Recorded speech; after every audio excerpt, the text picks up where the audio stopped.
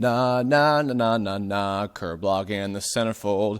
Hey everybody, alright, so not a lot of time because this week is busy as per the usual, but a very important question that I wanted to tackle, so let's jump right into it. This comes from Harry Milner, who asked from the TOME Terrain of Magical Expertise Facebook page, "Hey Kirb, got another Kirblog topic for you. Recently I've had some times where I've felt pressured and unsure about my skills as both an artist and a storyteller, since a close friend of mine has been pointing out contradictions and plot holes and assisting me to be more open-minded when it comes to designing characters, or in this case, redesigning certain characters in this story/comic project I have in the works. I know she's not saying them to be mean, but I can't help but feel a bit disheartened when it comes to criticism. Could you possibly share some experiences with criticism and how to handle it?" Okay, so just to be open and direct and completely as transparent as I possibly can about this, those of you who have followed my work for a very long time and really know, kind of the path of my career for the last several years, know that I don't have a public reputation of responding to criticism very well. I have told this story on the TOME commentaries before, but it absolutely bears repeating here, so forgive me to any TOME fans who know this one already. But when the first couple episodes of TOME came out on Newgrounds, this was back in 2011, 2012 or so, I was getting a lot of very harsh criticism from the likes of Chris O'Neill, Oni NG, and Zach Haddle, Psychic Pebble.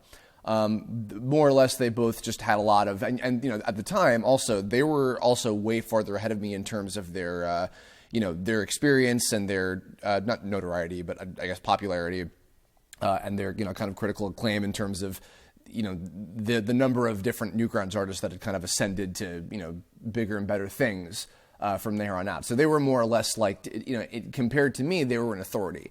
And my response to, both of their reviews on, the first couple episodes were something along the lines of like, well, I don't know, it seems like this show just isn't really your thing, and, I'm not really sure if inherently there's much I can do to change this, etc.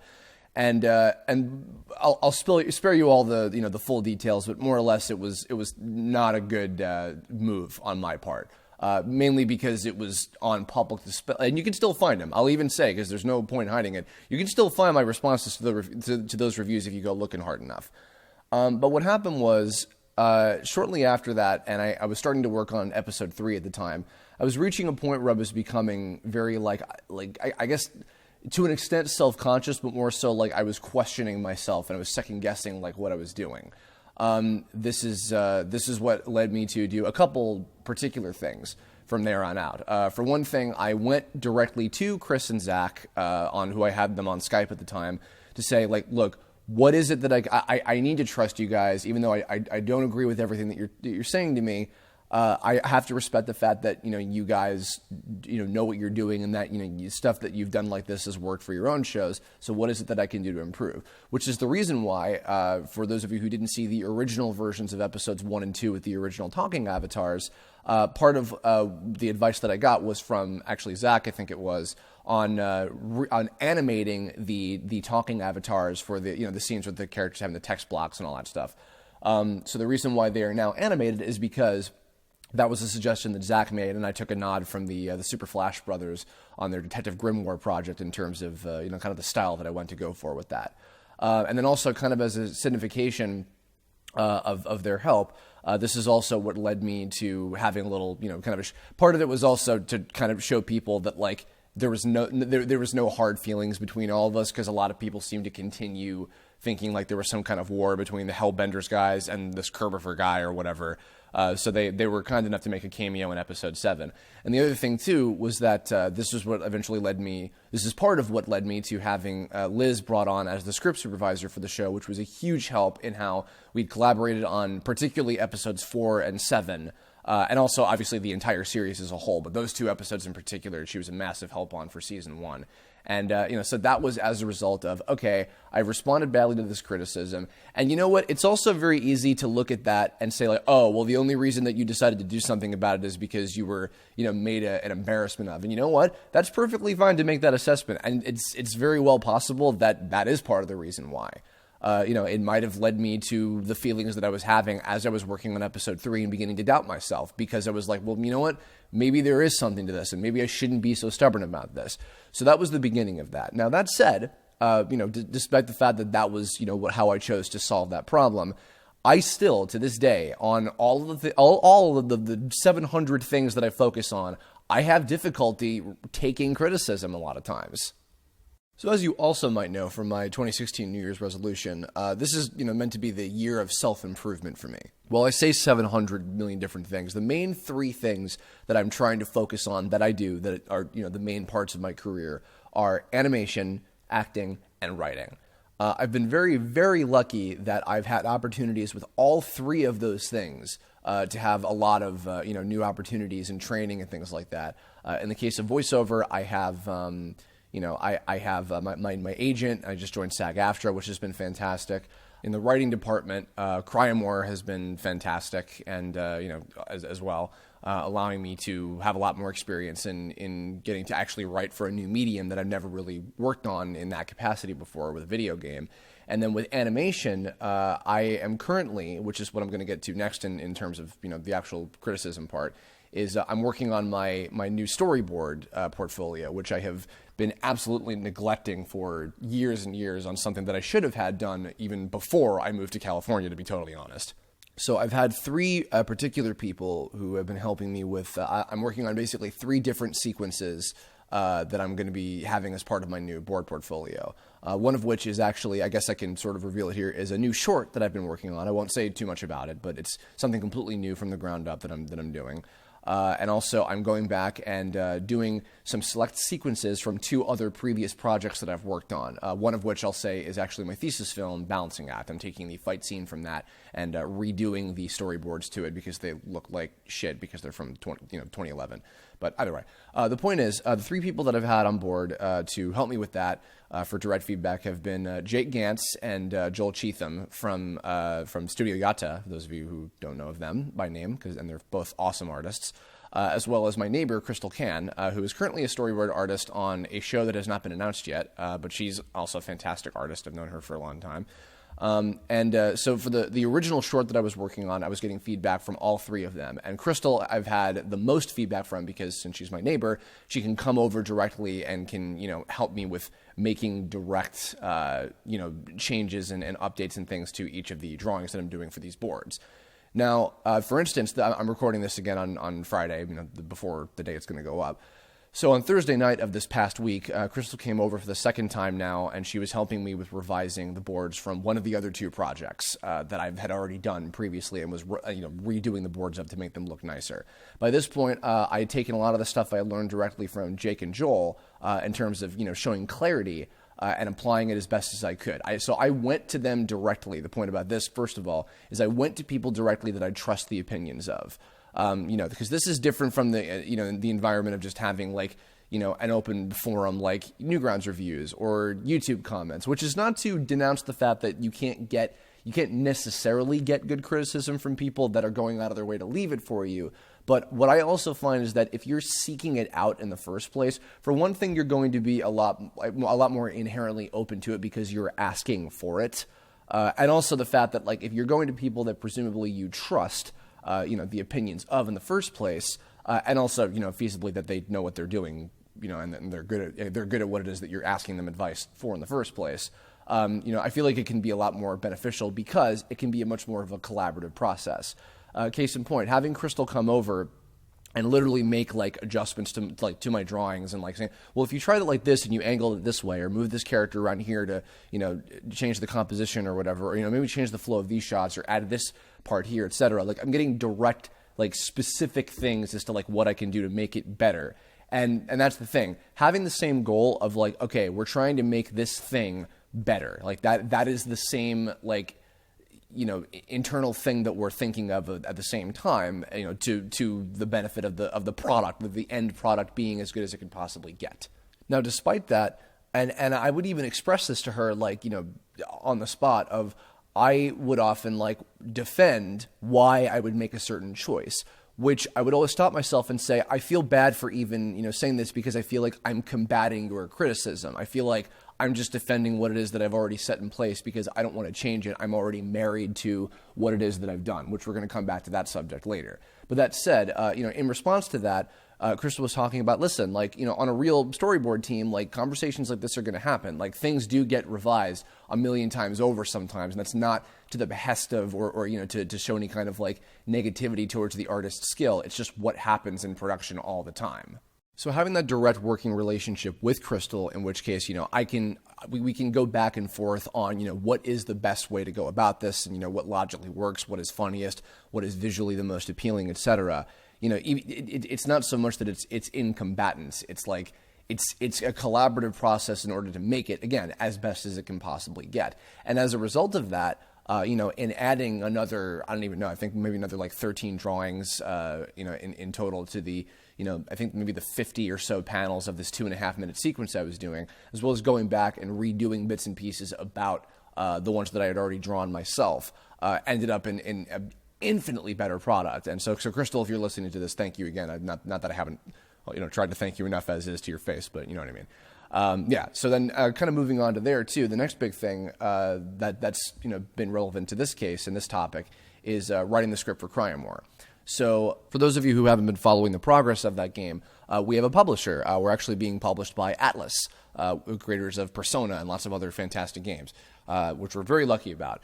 And so there's this guy on the team who he will remain nameless in case I don't want to reveal his identity to the world.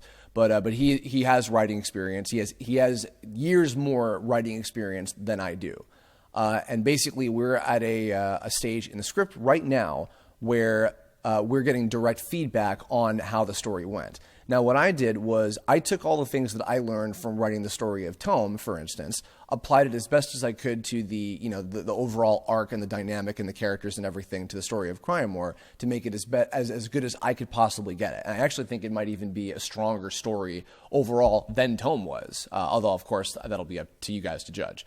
Now, on that same note, though, in these discussions with our representative from Atlas talking with us, is that he had a lot of reservations about the formatting of it, and that we needed to convert it to an Excel, for instance.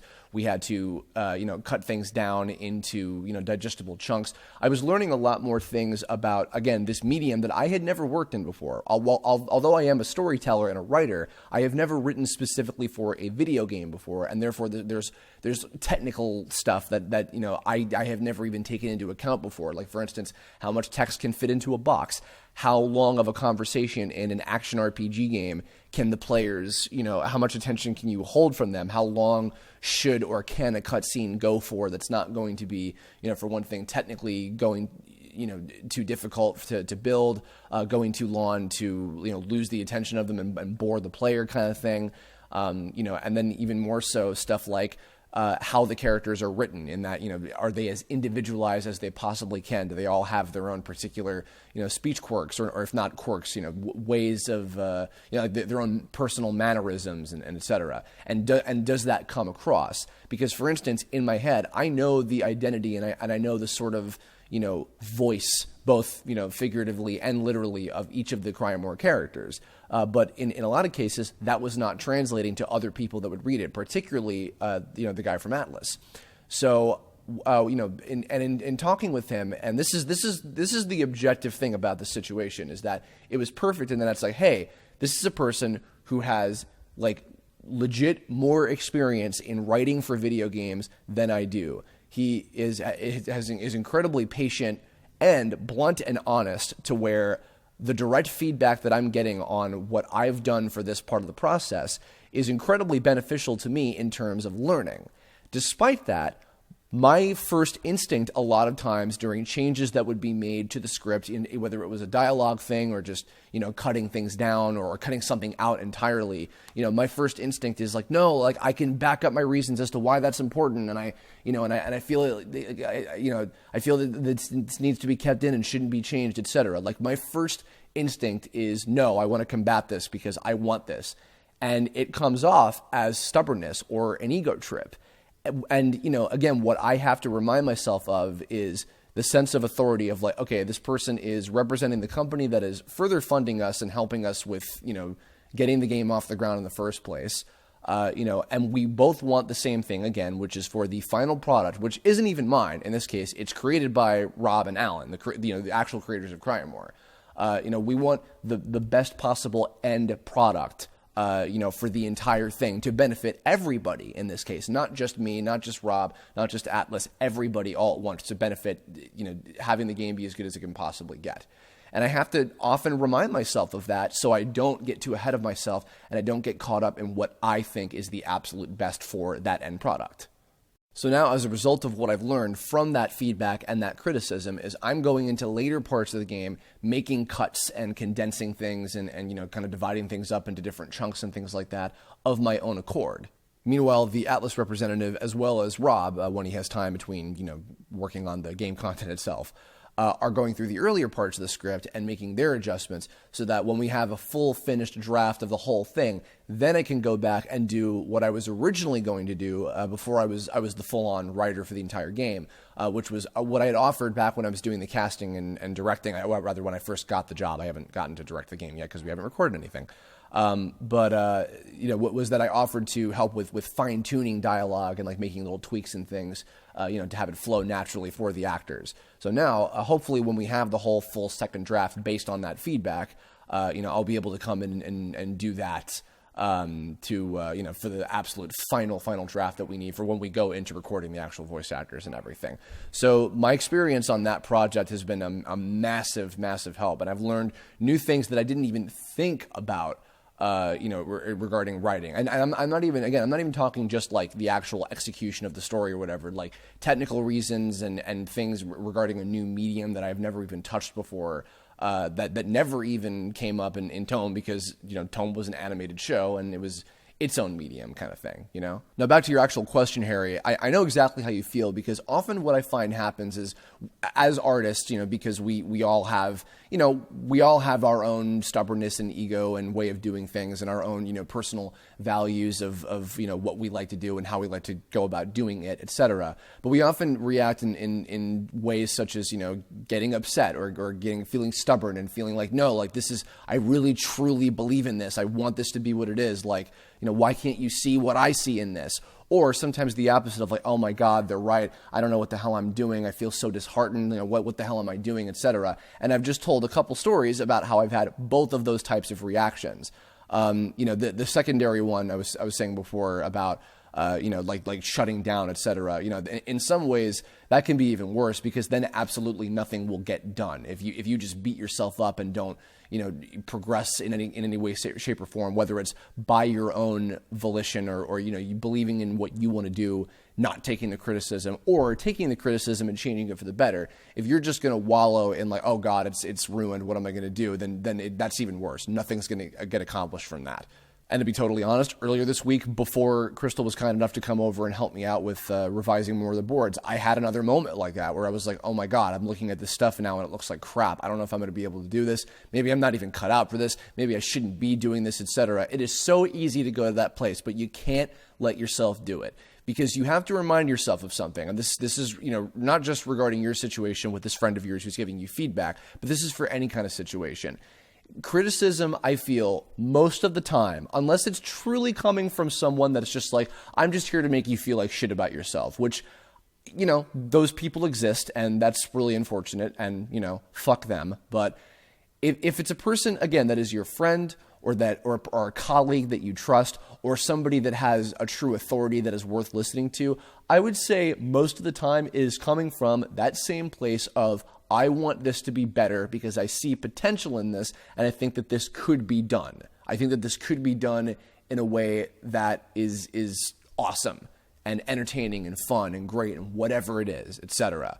And it doesn't matter if you're creating a show or giving a performance or drawing a piece of art or crafting a physical object or whatever. Like if you can truly tell, if you know for certain that it is coming from a place of wanting to benefit you, then you need to take it for what it is. You need, even if you don't necessarily agree with every single bit of it, you have to approach it from, this is for my benefit. This is not to try and knock me down a peg. This is not to make me feel like shit and to make me want to second guess myself. Even if it makes you feel that way, you can't let that overcome you because then that is also devaluing someone who is trying to help.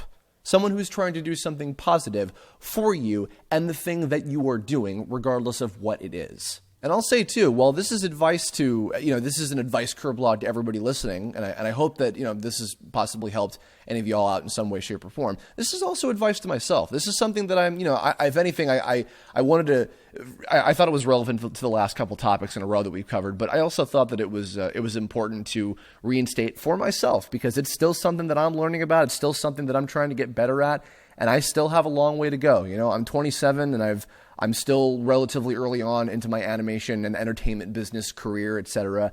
And if I want to ascend to greater heights and do better and be better at what it is that I want to do, so in the long run, I can create more awesome, hopefully better things that will entertain and positively impact all of you, because that's what it's all about, then I have to be able to learn. I have to be able to push myself further and further, take criticism, take real criticism, and utilize it in a way that is healthy and constructive and beneficial to what it is that I'm doing and to myself as an artist in progression and learning and developing as a human being. It is all important. So that's it. That's all I've got to say for now. I hope that this was helpful. It was certainly helpful to me. I'm really happy with how this one turned out. But I would love to hear your thoughts. So please, in the comments below, if you have anything to add, if you have anything that you want to leave criticism about, if you have anything that you want to share regarding your own stories with this sort of thing, and maybe what you've learned or anything like that, let me know. I'm incredibly curious I'm always curious to hear your thoughts, but this is another one of those where, like, this one in particular, I would love to hear what you all have to say. So thank you all for listening. As usual, if you have any ideas for future Kirblog topics, leave a comment about that too if you like, or hit me up on Twitter, Tumblr, Facebook, anything you feel like, and that'll do it. I hope this helped. Thank you all for listening. Blah blah blah. You know the drill. And I will catch you all next time. Have a good one. Bye.